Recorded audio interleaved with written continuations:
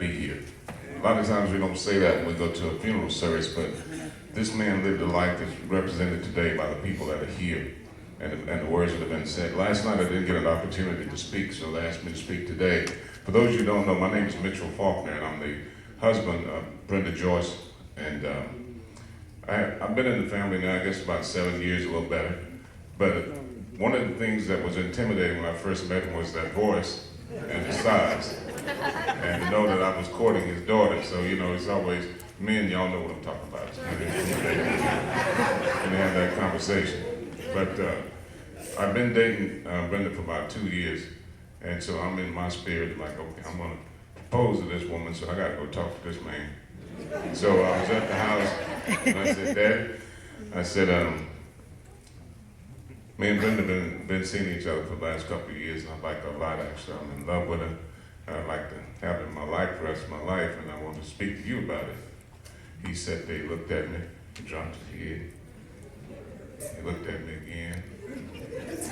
He said, son, so I'm going to tell you like you used to tell me when I was growing up, when you're a young man, I come from the country. He said, a fella come ask a man to marry his daughter. He said, well, the thing we tell him, he said, we tell him, well, son, if it don't work out, just bring her back home. He said, son, I got something to tell you. I said, what's that? Now, when I met Brenda, we was living in Atlanta, we dated in Atlanta, so he said, let me tell you something. He said, now, this is what I got to tell you. If it don't work out, don't bring her back here.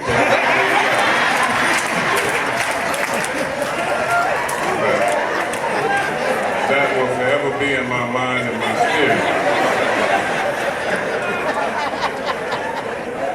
And the last thing I wanted to say is that I think Deacon Fields touched on this. He said that he thought that he was special because he was getting the letters and the conversations and the phone calls.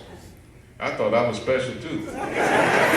But before I leave here, now last night we had, for those of you who wasn't here last night, a lot of people had a lot of things to say, and they talked about the letters. How many people in here have gotten a letter from Deacon Sanders? And Brother Jerry, my brother-in-law.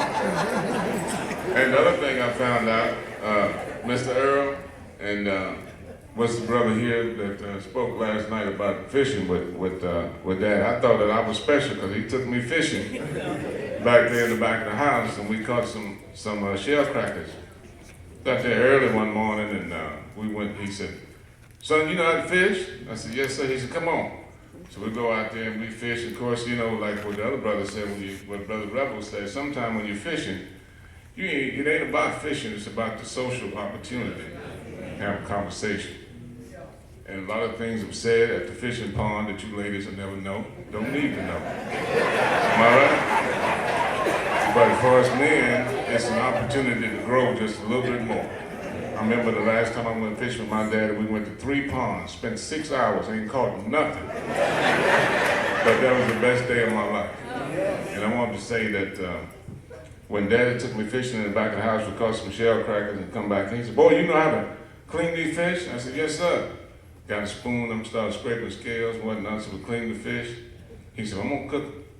It was early in the morning now, we were cooking these fish, so Mother was back there in the bed, and everybody just started to move around. We come back in the house, so we done cooked the fish, and Daddy cooked some grits and some eggs, we had them fish, we done ate the fish up, we had about 4 of them. Mother come out the bedroom smiling and said, "I smell some fish." Daddy said, "Well, doctor, we had some fish from Mitchell and ate them all up."